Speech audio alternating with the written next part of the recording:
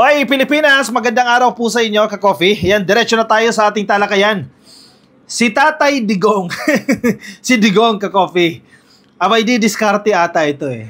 Gumagawa ng paraan eh. At tatayo daw po siyang abogado ni Sara Duterte sa mga kaso nito, particular po dito sa impeachment complaints. Alam mo kung bakit? Kasi si Digong, syempre, may mga mabubudol pa rin yan eh. Diba? Na mga, ano ba, otoridad, may mga mabubudol pa rin yan. Siyempre, out of courtesy, out of respect, siyempre hindi naman lahat ng mga nag-iimbestiga o mga mambabatas, let's say impeachment, no, mag-all out na, all out war kay Digong. Siyempre, may mga respeto pa rin dyan, may mga naiiwan pa rin dyan na takot din, na hindi naman kayang harapan ng diretsuhin itong si Digong. So si Digong, sabi niya, actually, kinumpirma ni Sara Duterte na tatayo ang kanyang tatay bilang isa sa kanyang mga legal counsels. Hoy! Ano yun? Bakit? Kahit hirap na ito, ka-coffee, kahit sa kanyang edad, sige, yung isip daw ng tao, yung talino ng tao, hindi yan nababawasan. Yun ba talaga yung motibo? Ipagtanggol si Sara Duterte? O makabudol lang yan ng mga mambabatas? Sige, impeachment na pag-usapan natin. Yan yung pinakamatibay, itong impeachment complaints. Siyempre, yung iba dyan matatakot. Siyempre, dating presidente ba naman binabangga mo? Diba? So may mga reservations ka rin, may mga pag-aalinlangan ka rin kapag kaharap mo na si Digong. Kung si Digong yung tatay yung tagapagtanggol ni Sara Duterte, wala namang masama yan. In fact, sabi ng mga lawmakers, wala namang masama dyan. Yun lang, syempre, yung influence niya, ipapalaganapin niya pa rin yung influence niya yan. With the hope na magiging favorable sa kanila yung kanilang desisyon. Tingnan natin, ka-coffee, kung kaya pa niya, kung kaya pa ni Tatay Digong. Pero sabi niya, tutulong daw po siya sa finances para kumuha ng magagaling na abogado. Gano'n na lang, bakit siya pa ang haharap, di ba? Ang problema niyan, baka pagdating sa trial na, imbis na maglo-lawyering siya, magpapaka-abogado sa kanya, baka burahan ang mangyari, di ba? Personalin ito mga mag-interpellate, ito magtatanong sa kanya at pagbumurahin niya mga yan. Di ba? Ikaw congressman, simpleng congressman ka, kaya mo ba yan? Dating presidente, may influence pa rin yan? Di ba? Mahihirapan ka. Headline ng One News, ng Philippine Star. Rody Duterte to join Sara's legal team versus impeachment. Bakit? Ba't kailangan si Tatay Digong? Kala ko ba hindi nila sineseryoso itong impeachment? Pero bakit kailangan si Digong? Siyempre, citing his experience, naging ano din naman niya ka-coffee, nag-practice din niya ng abogasya. So, ibig sabihin, natatakot din sila na baka ma-convict si Sara Duterte dito sa impeachment. At kapag na-convict yan, ibig sabihin hindi naging favorable kay Sara Duterte yung impeachment trial o ma-impeach siya. Sira yung pangarap nila na maging presidente yan sa 2028. So, ang pagpili nila kay Tatay Digong na iniisip nila isa sa pinakamahusay na abogado, which I beg to disagree, ay magpapanalo kay Sara Duterte. Siniseryoso nyo yung impeachment complaints. Bakit nila siniseryoso? Ano ba yung at stake dyan? Yung pagiging presidente ni Sara Duterte? Posible, one, mabigat yung kaso. Mabigat yung mga aligasyon sa kanila. For sure, may kopya na sila ng reklamo laban sa kanila. Bagamat tinatawanan nila yan, ang kampo ni Sara Duterte, kunya-kunyari lang yan. Press release lang nila sa SMNI yan na simple lang daw yung mga ibinato sa kanila, etc. etc. Kung simple lang naman pala, bakit kailangan nyo pa si Digong? Bakit kailangan nyo pa si Tatay Digong na magtanggol kay Sara Duterte kung simple lang? Di sana yung mga bagitong lawyers na lang yan. O bakit nagvo-volunteer pa si Rodante Marcoleta para maging isa sa kanya mga abogado kung simple lang yung kaso na yan? Sabi ni Baduy, yung mga sinasite daw doon na mga violation ni Sara Duterte, yung hindi pagdalo sa mga hearing ng House of Representatives. Bakit yun lang ang sinasite ninyo? Napakarami pang iba. Yung pagwawalda sa confidential funds, mabigat yan. Yung findings ng COA, mabigat yan. Yung mga testimonya ng dating opisyal, ng mga opisyal pa actually, yung iba dyan, ng Department of Education na sinuhula ni Sara Duterte ng 25,000 per month, 50,000 per month. Hindi ba mabigat yan? Hindi na kayo consistent dyan. Di ba? Yung ibang parte, ibang mga tagasunod ni Sara Duterte, sasabihin na nakakatawa daw itong impeachment complaints. Yung mga grounds daw, mababaw. Actually, tinatawanan nila. May mga analysis sila, may mga discussion silang pinapanood din natin diyan sa SMNI at kinukutya nila itong mga i-file na impeachment complaints. 'Di ba?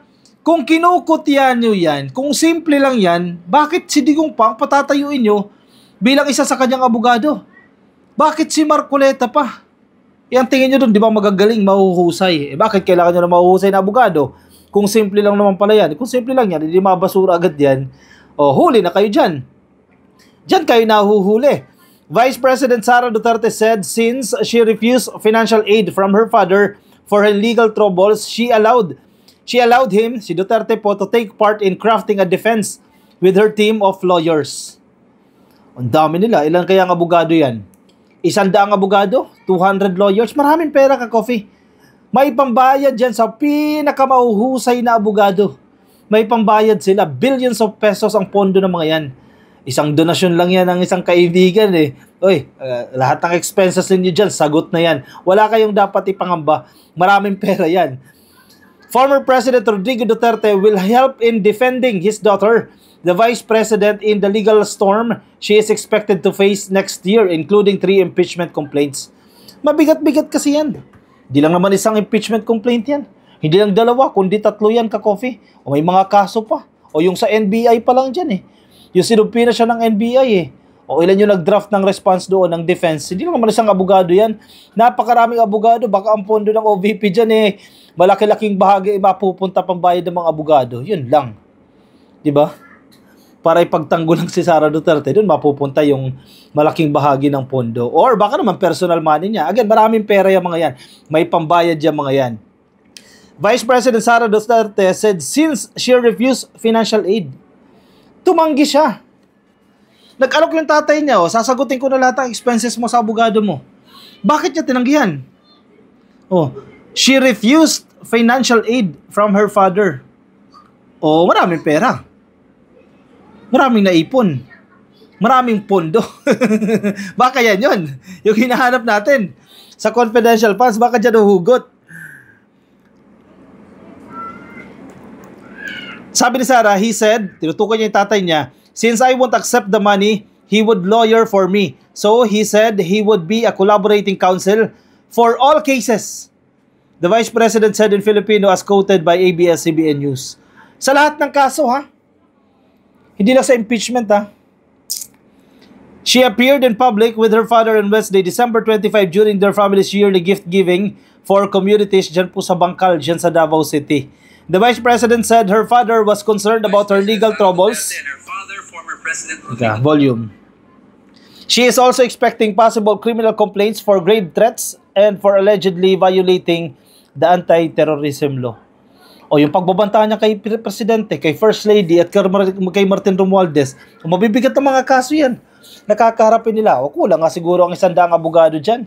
Kaya kinakailangan na ni Digong dyan para makadiskarte din siya. Aminin naman natin at sa hindi, ka-Coffee, may impluwensya pa rin si Digong.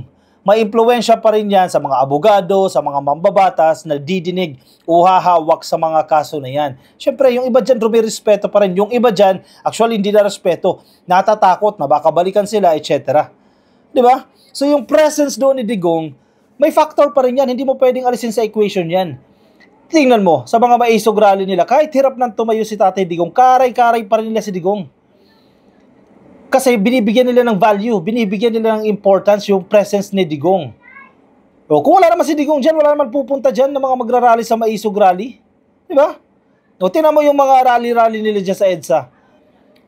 Umabot ba ng 1,000 yung tao? Wala. 200, 300. Kasi wala naman si Digong dyan eh. Kung andyan si Digong, dadami yan. Diba? At yung ibang nananawagan na mag-rally dyan, wala rin mismo. Yung mga taong nananawagan na magkilos protesta, wala rin. Si Harry Roque. Yan, pwede siguro, gawin niyang abogado ni Sara Duterte. Mahusay yan, ka-Coffee. Mahusay na abogado, UP Law Professor. Kayang-kaya niya ipagtanggol si Sara Duterte. Kahit saan pa yan. Yun nga lang, hindi magpapakita yan. Kasi pag nagpakita yan, diretso sa kulungan yan ng House of Representatives. May may existing arrest warrant mula sa HOR kasi cited in contempt pa rin yan. Di pa naman nalilift yan yan, mag-abogado kay Sara Duterte. Pabor tayo dyan.